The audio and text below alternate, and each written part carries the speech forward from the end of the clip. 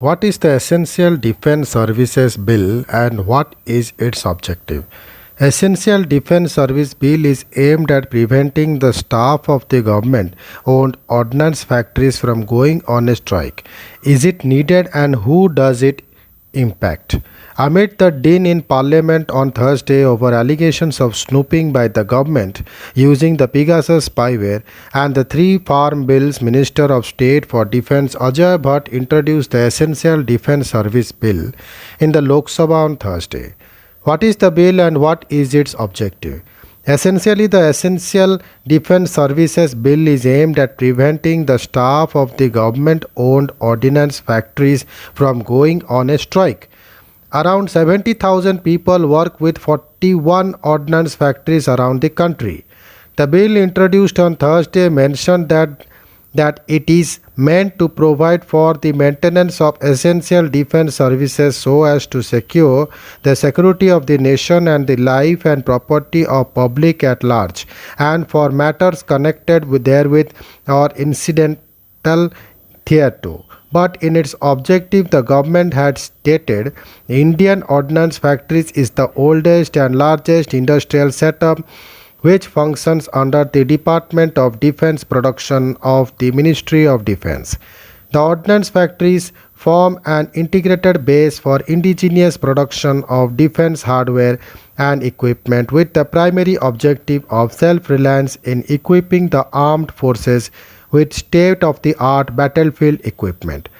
Further, it noted that since it is essential that an uninterrupted supply of ordnance items to the armed forces be maintained for the defense preparedness of the country, and the ordnance factories continue to function without any disruptions, especially in view of the prevailing situation on the northern front of the country, it was felt necessary that government should have power to meet the emergency created by such attempts and ensure maintenance of essential defense services in all establishments connected with defense in public interest or interest of the sovereignty and integrity of India or security of any state or decency or morality. What does it allow the government to do? The bill empowers the government to declare services mentioned in it as essential defense services, the cessation of work of which would prejudicially affect the production of defense equipment or goods or the operation or maintenance of any industrial establishment or unit engaged in production of goods or equipment required for any purpose connected with defense or repair or maintenance of products connected with defense. It also prohibits strikes and lockouts in any industrial establishment or unit engaged in essential defense services. Why does the government feel its need? In June, the government announced corporation of the Ordnance Factories Board, under which the 41 factories, ammunition and other equipment to the armed forces will become part of 7 government-owned corporate entities. The OFP was directly under the Department of Defense Production and worked as an arm of the government. The government has claimed that the move is aimed at improving the efficiency and accountability of these factories. Announcing the decision on June 16, Defense Minister Rajnath Singh had assured that the interest of the OFP employees will be safeguarded. I assure that the service conditions of the employees will not be affected by the move. The bill mentioned that there is a threat, though, that the employees of these factories can go on a strike against the decision. Against the said decision, the recognized Federation of the Employees gave a notice for an indefinite strike.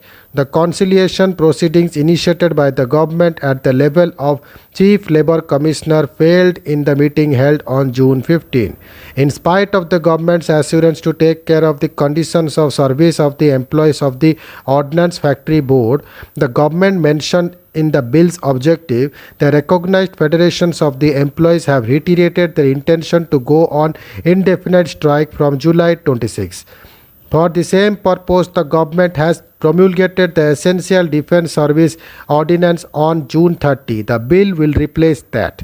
Who will it affect? It has direct bearing on around 70,000 employees of the 41 ordnance factories around the country who are unhappy with the corporatization of the OFB, fearing that it will impact their service and retirement conditions. Singh had said that even the cabinet note through which the decision got the nod also mentioned that there should be no change in the service condition of the around 70,000 employees of the OAB, the defense minister had mentioned earlier.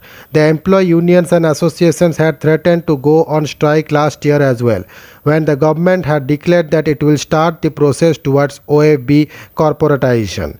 If passed, it will come into effect retrospectively from June 30, when the ordinance was promulgated. Thank you.